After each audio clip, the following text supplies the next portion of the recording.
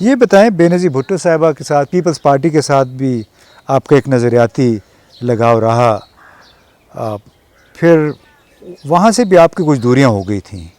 جی ہاں، 90 اس کی میں کیا وجہ تھی؟ اس کی وجہ جب یہ پہلا دورہ حکومت آیا، ایک تو میں اس کے خلاف تھا، میں نے بی بی سے بھی کہا کہ آپ گورنمنٹ نہ بنائیں، کہ غلام اسحاق خان صدر ہو۔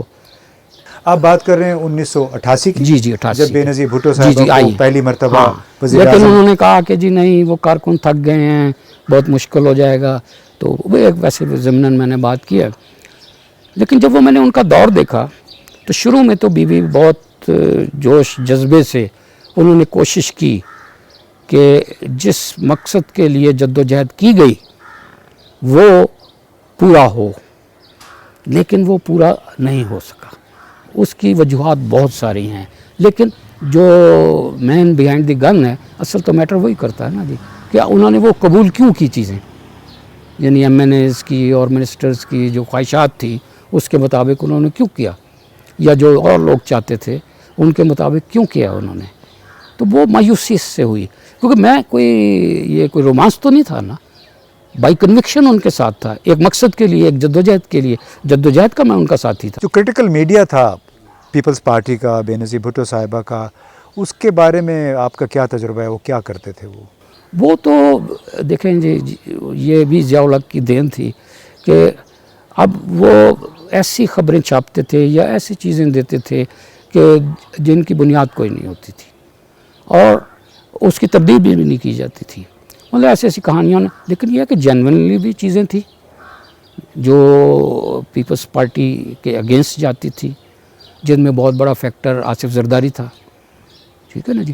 اس کی وجہ سے بی بی کو اس وقت سمجھ جانا چاہیے تھا کہ بھئی بہت ساری چیزیں جو ہیں وہ خرابی کی جانب جا رہی ہیں۔ خرابیاں تھیں، لیکن خرابیوں مطلب اگر 5% تھی تو جو کرٹیکل میڈیا تھا وہ اس کو 100% کر کے اس کو ان کے خلاف چھاپتا تھا، اور چونکہ یہ ایک پری پلان تھا کہ اس پارٹی کو اور اس عورت کو ہم نے اس عرصے کے لیے حکومت دینی ہے، تو اس کے بعد جب وہ اس کو اپنے دائرے میں رکھنے کی کوشش کرتے تھے تو وہ ساری سپورٹ کرٹیکل میڈیا کو کرتے تھے، اور وہ ان کو مطلب اب ایسی ایسی خبریں جو ہیں وہ پریزیڈنٹ ہاؤس سے جاری مطلب ان کو فیڈ کی جاتی تھی اسی طرح کی۔ مثلا مثال کے طور پہ آپ بتاؤں کہ ایک صاحب ہیں، وہ کام ISI کے لیے کرتے ہیں لیکن بڑے مستند بلند رپورٹر ہیں، ایک بڑے اخبار میں کام کرتے ہیں، اور میں ایسے کو کہتا ہوں کہ کثیر الاشاعت اخبار کے کثیر الاستعمال رپورٹر۔ کثیر الاستعمال، جی اچھا۔ تو ان میں ایک تو محروم ہو گئے بیچارے اظہر سہیل صاحب، بڑے فرعون بن گئے تھے وہ بھی۔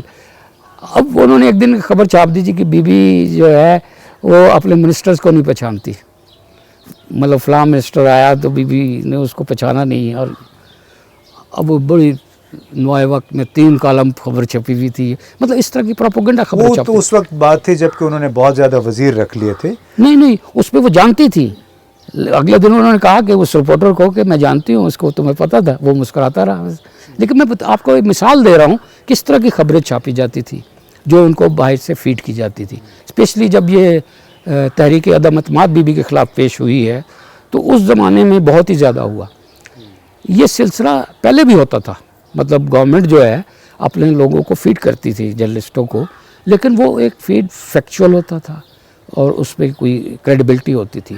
لیکن ضیاء الحق کے زمانے میں تو ایسا ہو گیا تھا کہ آپ تصور نہیں کر سکتے۔ سلسلہ بعد میں بھی جاری رہا۔ ان کے جو حامی لوگ تھے جن کو انہوں نے حامی بنایا اپنا، ایک یعنی PFU جو پہلی دفعہ انہوں نے 2 ٹکڑے کی، تو وہ ان لوگوں کو وہ باقاعدہ بریف کرتے تھے۔ یہ بتائیں کہ پیپلز پارٹی ہی کو یہ اعزاز حاصل ہوا تھا کہ ان کے دور میں دا نیوز اخبار کے خلاف اور میر شکیل الرحمان کے خلاف ایک غداری کا مقدمہ بنا تھا، وہ آپ کو یاد ہے وہ کیا وجہ تھی اس کی؟ اس کی وجوہات تو جو ہیں اصل میں ہوا یہ امتیاز صاحب، جو میری انفارمیشن کے مطابق ہے کہ اقتدار جب آپ کو ملتا ہے نا تو بہت ساری چیزیں آپ پہ آ جائے، مطلب بہت سارے لوگ انفلوئنس کرتے ہیں کہ جی یہ ہونا چاہیے، وہ ہونا چاہیے، مطلب میں آپ کو کئی مثالیں دے سکتا ہوں۔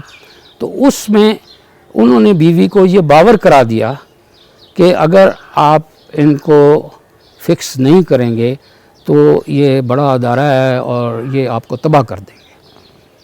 ٹھیک ہے, یہ ایک تو اس انفلوئنس میں آ کر اب اقدام تو بی بی نے نہیں کرنا تھا, اقدام تو جن لوگوں نے کرنا تھا, اور اس کے پیچھے بھی ایک بیک گراؤنڈ تھی. جن لوگوں نے کروایا وہ بی بی کے قریبی لوگوں کے ذریعے, وہ وہی لوگ تھے جو آپ جانتے ہیں, تاکہ اس بی بی کو ایک ٹف ٹائم مل جائے گا, ان سے یہ ہوگا.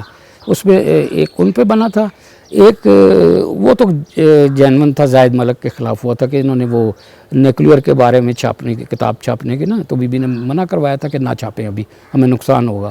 انہوں نے چھاپا تو اس کو. لیکن جو آپ نیوز کی بات کر رہے ہیں اس کے پیچھے بہت ساری فورسز تھی, اور یہ میں آپ کو بالکل واضح بتانا چاہتا ہوں کہ وہ بی بی کو استعمال نہیں ہونا چاہیے تھا, وہ ہوئی اس کے لیے. وہ مطلب اتنی وی این والی لیڈر تھیں, ان کو یہ سمجھ جانا چاہیے تھا کہ یہ میرا قریبی بندہ کون ہے, یہ کیا کہہ رہا ہے اور یہ کیا کہہ رہا ہے. ٹھیک ہے, اور اس حوالے سے تو دیکھیں نا, وہ عبدالحفیظ پیرزادہ کو بھی کہا جاتا تھا کہ ذوالفقار علی بھٹو کا کیس انہوں نے اس انداز میں لڑا کہ ان کو تختہ دار پہ پہنچا. نہیں, وہ اتنا تو لڑا ہی نہیں ان تھا, کے بڑے قریب تھے. نہیں اس نے لڑا ہی نہیں نا. اس کی تو میں آپ کو مثال دے سکتا ہوں کہ اس کو جب رہا کیا گیا آتے ہی سیدھا جنرل چشتی سے ملنے چلا گیا اور واپس آیا. میں سپریم کورٹ میں کھڑا تھا یا بختیار کے خلاف. اس نے تو صرف بھٹو صاحب سے ملنے کے لیے اندر اس میں وکلا کی ٹیم میں شامل ہونے کی لیے دی, اور وہ شامل ہوا, اور جا کے, کیونکہ 1 گھنٹہ مل سکتے تھے وکلا, وہ جا کے ملا. اور آپ کو یہ پتہ نہیں ہے کہ بھٹو صاحب نے اس کے ساتھ کیا کیا. یہ تو بے نظیر بھٹو صاحبہ کا قصہ ہو گیا, کیونکہ وزیر اعظم جب بنتا ہے تو ہر طرف سے اثر و نفوذ آتا ہے, اور پھر وہی حال ہوتا ہے جو آج کل عمران خان صاحب ہو رہا ہے, تو کافی پھنسے ہوئے معلوم ہوتے ہیں. نواز شریف صاحب کا بھی دور آپ نے دیکھا, ان کو آپ نے اس دوران جو صحافت کا سلسلہ تھا وہ کیسا پایا؟ کیا انہوں نے جنرل ضیاء الحق کی جو روایت تھی مراد دینے کی وہ جاری رکھی؟ انہوں نے نہ صرف مراد دینے کی جاری رکھی بلکہ انہوں نے تو لٹا دی بالکل.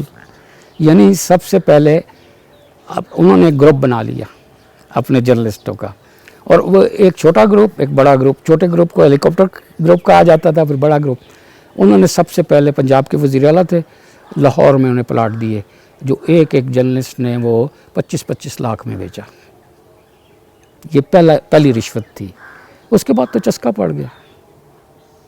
ایک صاحب ہیں, میں ان کے میرے دوست رہے ہیں, میں ان کا نام نہیں لوں گا, تو آپ انہیں بہت اچھی طرح جانتے ہیں.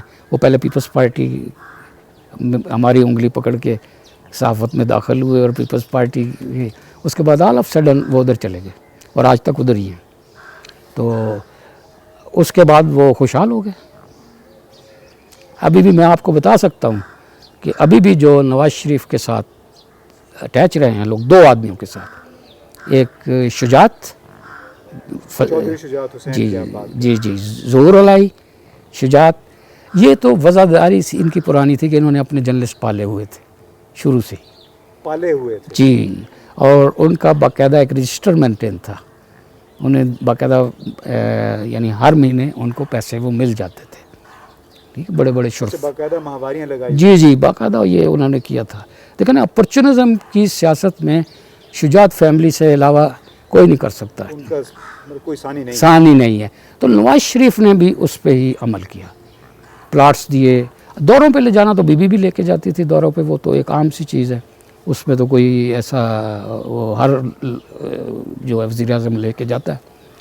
تو انہوں نے جو پیسہ جرنلسٹوں کو دیا اور انہیں خوشحال کیا, یہ ایک نیا فیکٹر تھا, یہ نواز شریف صاحب نے انٹروڈیوس کیا. اور ان کے تو حلقہ اثر میں بہت سارے لوگ تھے. اس میں اسٹیبلشمنٹ کا کیا کردار تھا؟ اس میں دیکھ رہے ہیں, یہ اس میں اسٹیبلشمنٹ کا کوئی کردار نہیں تھا, یہ ان کی اپنی سیاست تھی. اسٹیبلشمنٹ کا کردار تو اتنا تھا کہ وہ ان کو لے آئے تھے اور بی بی کو گرانا چاہتے تھے, وہ انہوں نے گرایا اور بنایا, وہ الگ چیز ہے. لیکن اپنی پولیٹکس کو مستحکم کرنے کے لیے نواز شریف نے اپنے عورت کنڈے استعمال کیے, اور وہ آج تک کرے. پھر انہوں نے عوام کی خدمت, عوام کے پیسے کے بل بوتے پہ انہوں نے اپنا حلقہ نیابت مضبوط کر لیا, انویسٹمنٹ کی, اور آج بھی اس کا وہ फ़ायदा फल खा रहे हैं आज भी। फिर उन्होंने अच्छी नौकरियां भी दी जर्नलिस्टों को। आपके बहुत सारे पुराने एडिटर हैं, उनके बच्चों को अच्छी जगह पे उन्होंने नौकरियां दी। तो उन्होंने ये फैक्टर किया। बीबी में ये क्वालिटी नहीं थी। बीबी मतलब इस तरह का अपना हल्का असर नहीं सहाफ़ियों में बना सकी, और वो बना भी नहीं। शौहर ने तो बाद में किया। नहीं, वो तो किया, ये तो बाद में किया उन्होंने। वो जब बीबी की शहादत के बाद ये किया उन्होंने, और वो अभी तक कर रहे हैं, उसमें कोई अर्ज नहीं है। और चैनलों को 35-35, 30-30 करोड़ भी दिया उन्होंने अपनी पब्लिसिटी के लिए, और वो क्या कहते हैं इमेज बिल्डिंग के लिए। तो वो करते हैं, उनकी बात नहीं मैं कर रहा, मैं बीबी की कर रहा हूँ। तो बीबी ने तो एक दफ़ा ऐसी बात की कि जो मैं बता नहीं सकता आपको, बड़े दुख से उन्होंने कहा कि मैं ये नहीं कर सकती सहाफ़ियों के लिए। तो नवाज शरीफ साहब के लिए तो कोई मसला नहीं था, सरकारी माल था, सरकारी खजाना था, वो लुटाते रहे। यानी अवाम का पैसा अपने मकासद के लिए, अपने एजेंडे के लिए इस्तेमाल करते। कभी इनको दुख नहीं हुआ आपके जहन में जब आप बेनज़ीर, आप तो इतने सारे सहाफ़ियों सियासतदानों से मिलते रहे हैं, कभी इनके जहन में कुछ नहीं आता था कि देखें यही एक दुख की बात है कि ये इतने बेहिस लोग हैं, इन्हें कोई इससे फ़र्क नहीं पड़ता। ये हमारा अलमिया है। और वो सहाफ़ी भी जो हैं वो भी इतने बेहिस हैं कि उन्हें भी कोई फ़र्क नहीं पड़ता। यानी मैं आपको 2 मिसालें देता हूँ। एक तो एजेंसियों के लिए जो काम करते हैं सहाफ़ी, मैंने एक उससे कहा कि यार ये आप ना करें, कहता अपने मुल्क की एजेंसी है, इसमें क्या फ़र्क पड़ता है। कहते तो वो ठीक है ठीक है जी, अच्छा अपने मुल्क की एजेंसी है। फिर एक साहब हैं उनसे, उन्हें कहा जी बाकी लोग भी तो बिज़नेस करते हैं ना, हमने भी तो ज़िंदा रहना है, हमने भी तो पैसे कमाने हैं ना, तो इसमें क्या हर्ज है। नहीं, कहता कि हम उनको सर्व करते हैं और अपनी उस सर्विस के पैसे लेते हैं उनसे।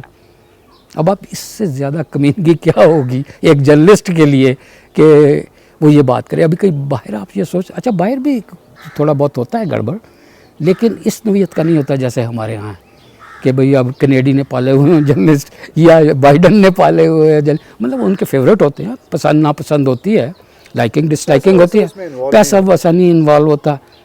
और वो जो निक्सन की किताब है आपने पढ़ी होगी, जिसमें उसने लिखा है कि मेरा वो बचपन का दोस्त भी था और सेनेटर आया मेरे पास, एक बिल था, तो वो उसने कहा कि वो मैं करना नहीं चाहता था क्योंकि वो कौम के वफाद भी नहीं था।